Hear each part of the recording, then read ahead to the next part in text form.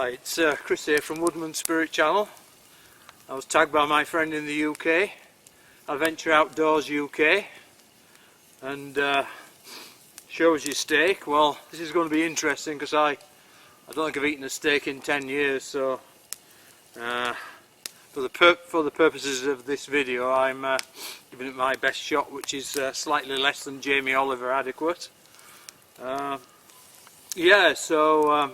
In the process of tagging me, Adventure Outdoors UK wanted to, for us guys who are into the outdoors and bushcraft and woodsmanship, to just to talk about and raise the awareness of mental illness and mental well-being. Well, one thing fortunate for me is that I've worked for over 20 years in the field of mental health, both in the UK and in British Columbia, Canada, where I am now. There's a couple of key factors I would like people to remember. Now, mental illness is on the continuum of mental well-being. So if you imagine, for example, let's just say for argument's sake you have a graph with a line which is got 10, 1 to 10 on it, or 0 to 10. 0 is total dysfunctional mental illness, incapacitating mental illness, and 9, 10 is pretty much what we would call fully functioning. So I have to say that all of us are in fact on this continuum. It's highly unlikely that anyone, certainly over time, is in a position of having absolutely no issues with a lack of mental well-being. I won't say mental illness, because mental illness usually infers a diagnosis. Unfortunately, there's so many people around though that are undiagnosed with mental illness, and the incapacitating nature of mental illness means that it's like a trap. I mean, particularly with depression, lack of motivation, lack of ability to find any form of enjoyment in life, issues with relationships, not just personal intimate relationships, but relationships with friends, neighbours, family members. I'm getting burnt here. Yeah, so it's... Just let me turn the camera around a moment. There you go. Yeah, so it's issues with relationships, inability to function and achieve the goals which you typically would be able to achieve in life.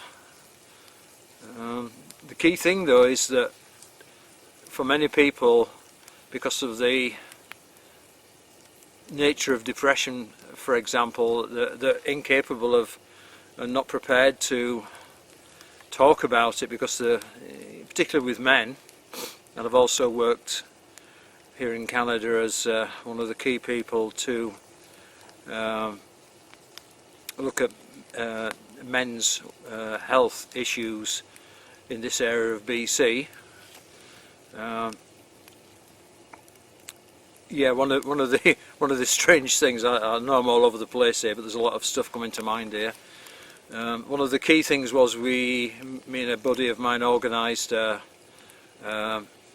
men's health week, and it was going to be the first one in our local city, and there were 16 people registered for it, excluding professionals, and of those 16 people, 14 were women, and this is about men's mental health. And that kind of shows you that as men we're pretty crap at talking not just to professionals but to our girlfriends, spouses, partners. We find it very difficult to open up and talk about how we feel, because we're so conditioned to you know, expect that no one's interested and that we have to function and get on with life, and somehow if we talk about our issues and emotions that we're lesser men.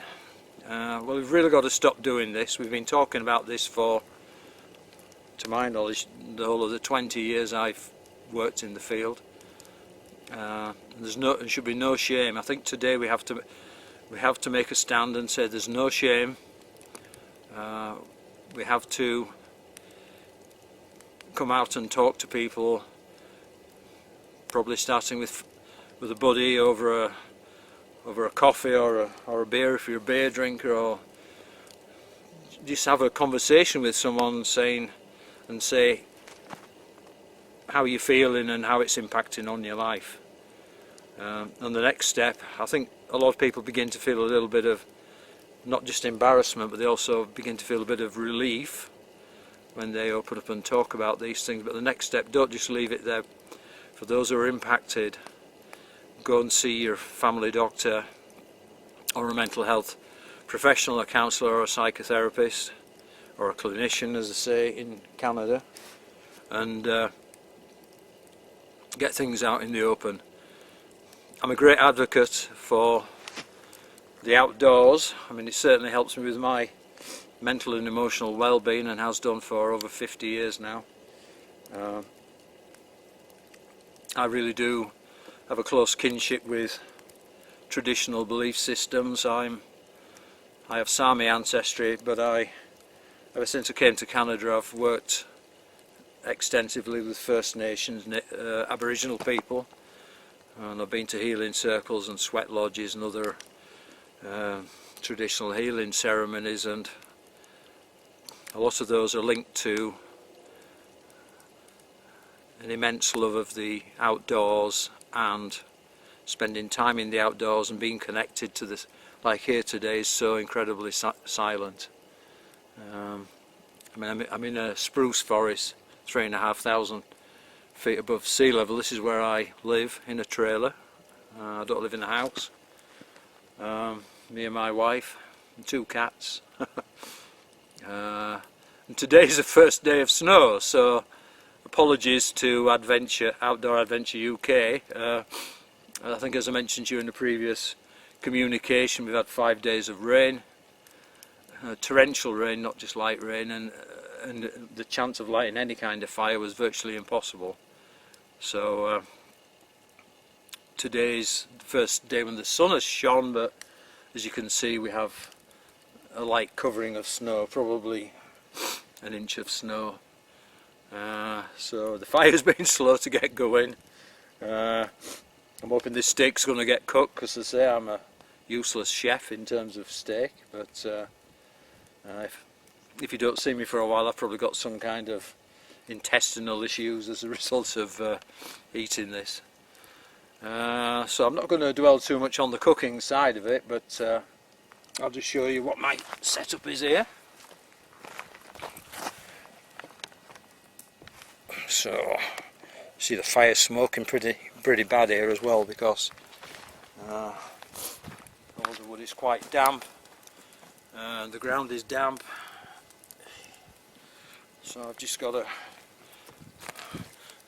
basic Angus steak and some onions in there. I'm going to add to this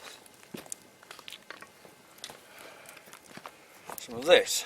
Of course, I've never tried this before, but this is the legendary Montreal steak seasoning, which a lot of Canadian outdoors types really love, this Montreal steak spice. So I'm just going to do a liberal spread of this on top of it.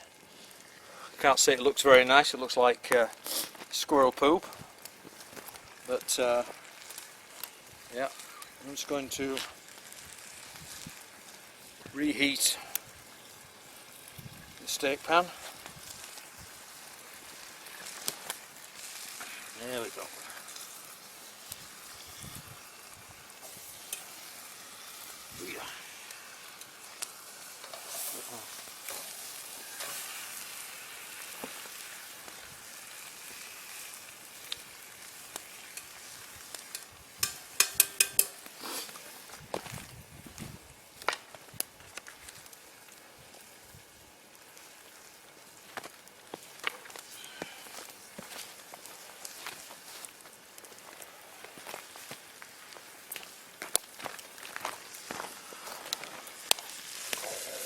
So I'm just going to try and get out the smoke here so people can see what's happening down there.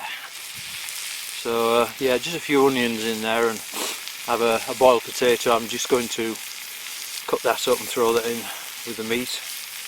And I think the meat's pretty much done anyway. It'll probably be quite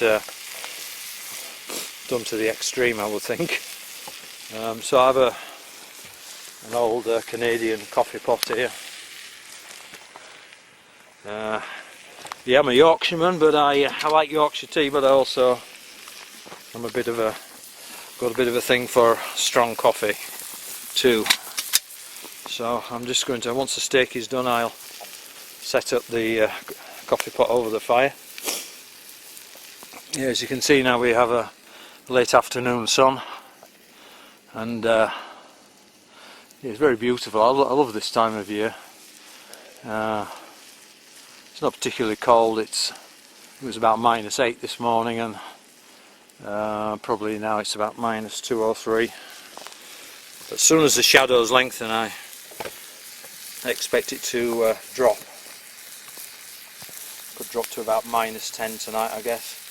I don't think there's any snow forecast for tomorrow. So just a little bit on the kit. This isn't a kit video, but I have my own.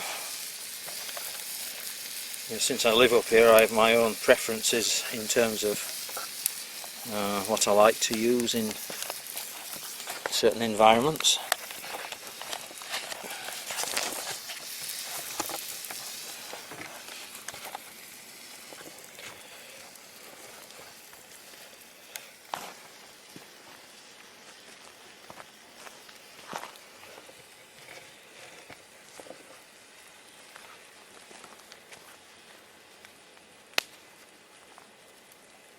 So, I have, and some of you may have seen this before, this is I'm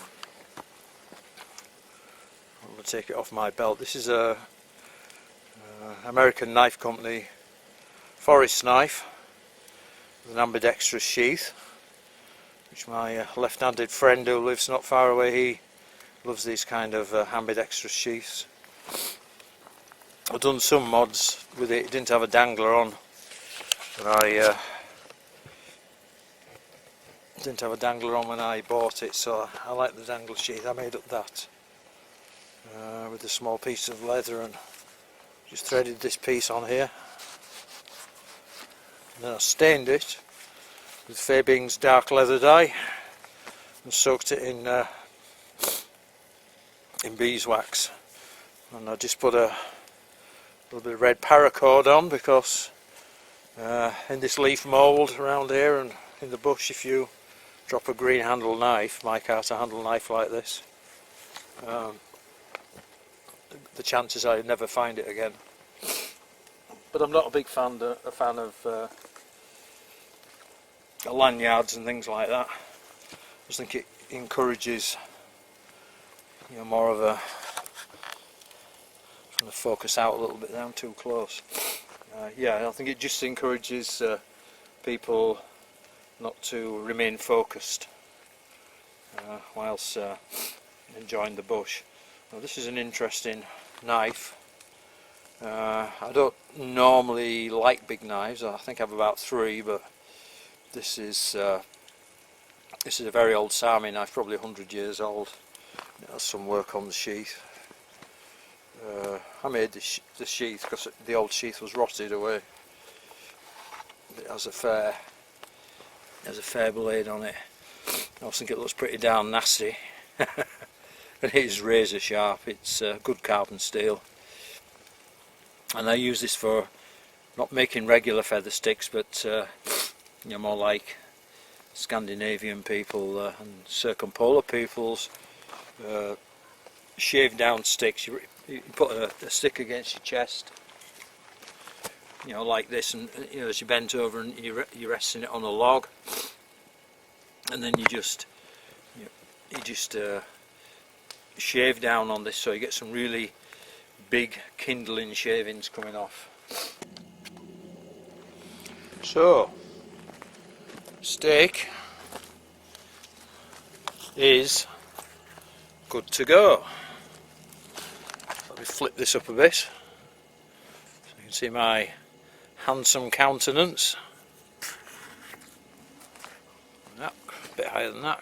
Okay, yeah, so here's a steak. Woo! Hot pan. Glove on.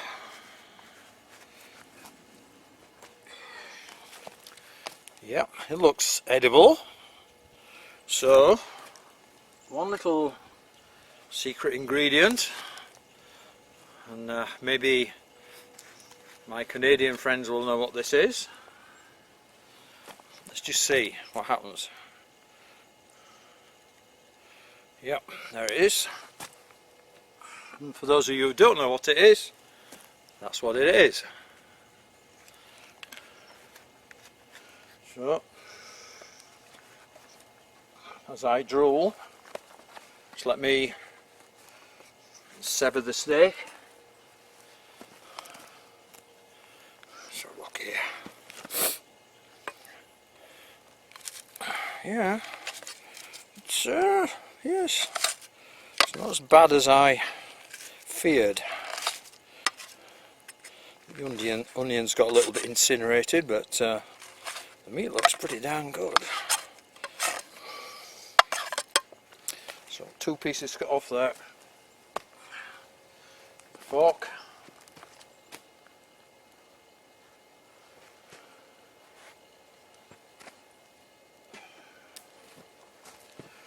On the other hand, here we go.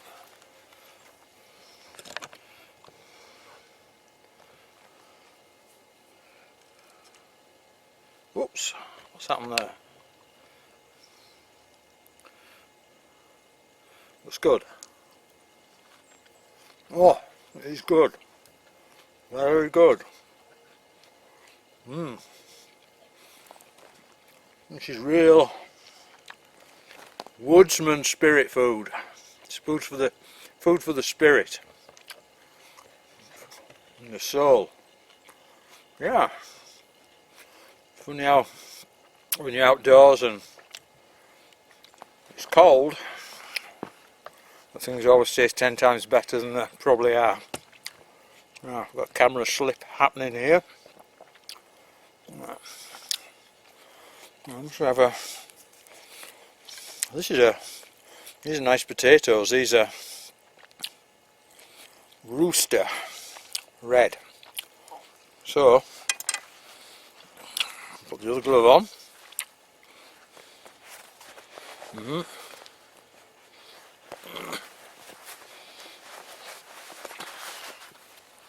And cut. Steak knife. There we go. Oh yeah, these look nice. Nice and yellow, firm.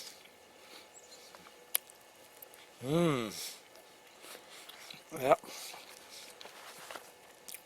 This is really nice.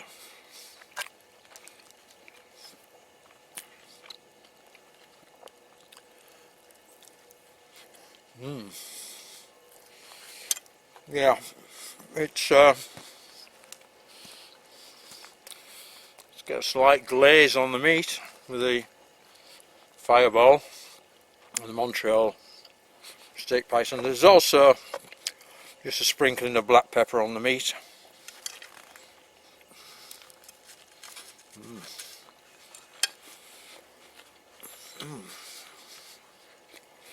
Now,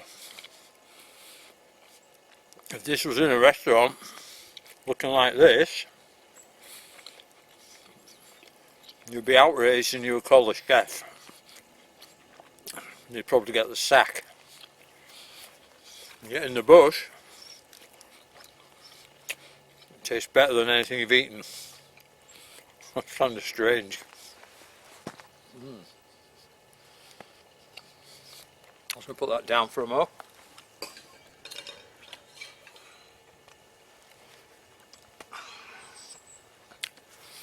Well, please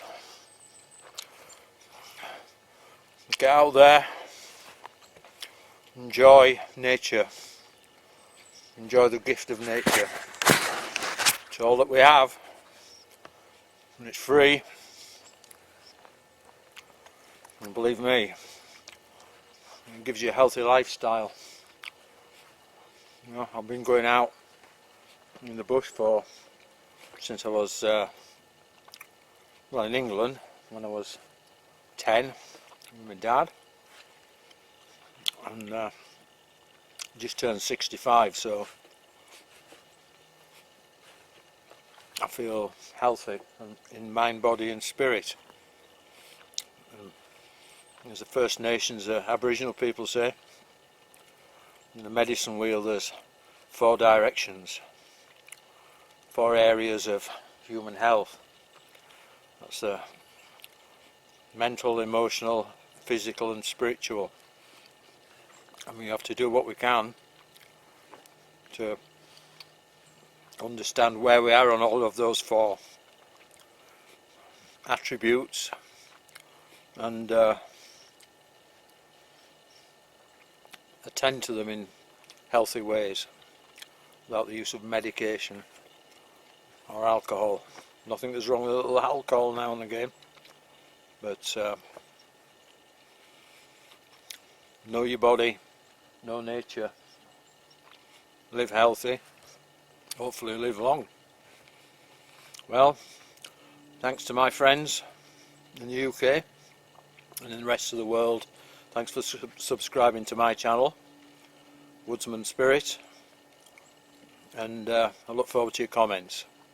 Any questions or concerns, go onto my YouTube channel and I'll get straight back to you. God bless.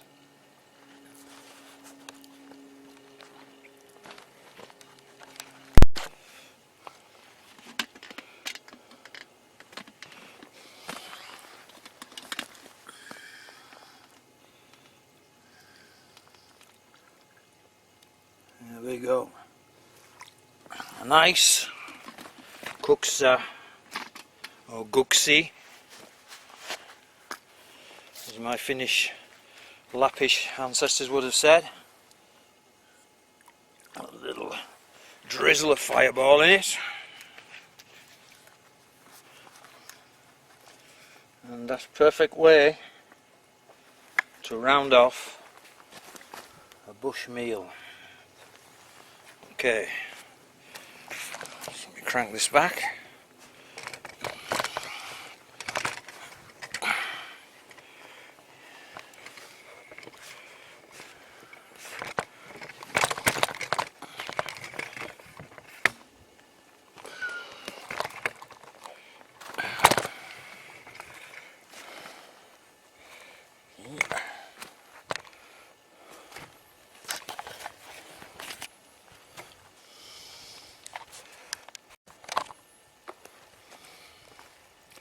Good health,